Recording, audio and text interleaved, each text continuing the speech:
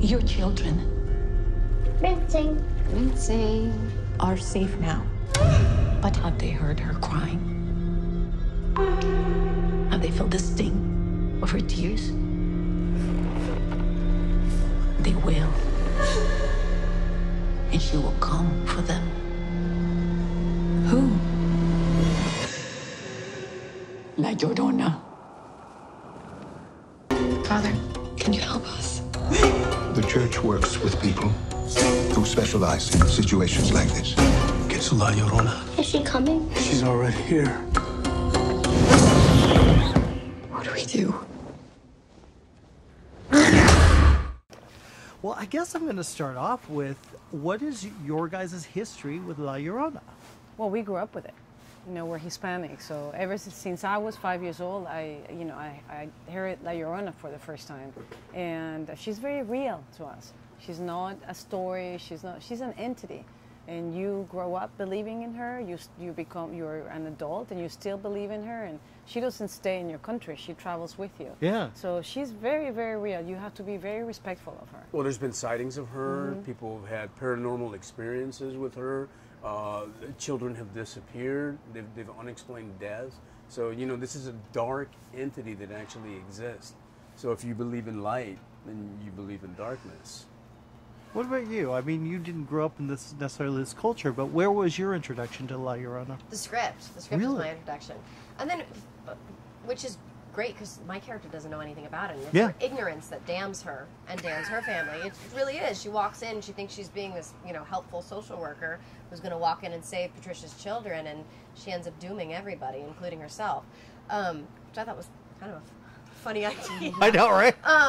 But, you know, I read the script and I thought, I Googled her, of course, and sort Yeah. of started researching, and I saw the image of this woman in the veil and the weeping woman. I thought, well, I've seen that imagery since I've been young. I just didn't realize what the story was behind it, and you sort of just were sort of spooked out by it, but you didn't know what it was. And so it was fun for me to learn who she was and how important she was to a lot of friends and extended family that I talked to about her. Everybody knew who had, and you know, it was really, and it goes back generations. So that to me was also interesting, and you also get to see a little bit of who she is before and after this tragic thing befalls her. I thought that was interesting about the so-called monster character. Well, I think what made it for me work is I'm a parent. And, you know, when you see you two especially, sorry, you don't have the kid in this one, but there's that connection you guys have with your kids.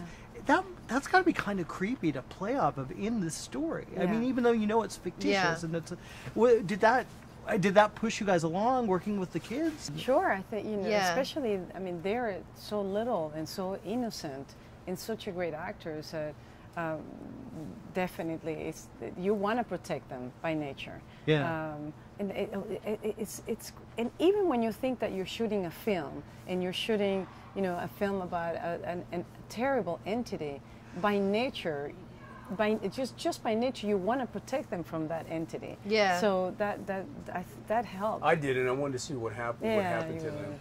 Terrible. Now, did you do research into what you do? Of course.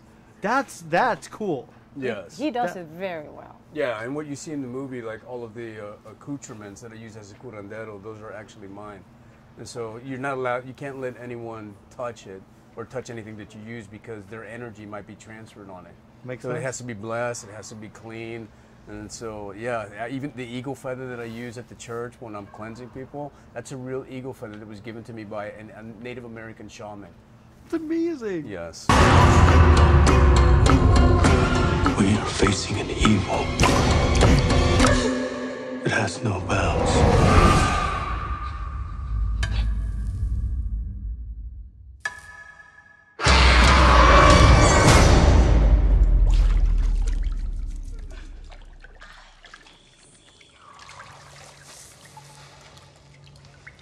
Rinsing.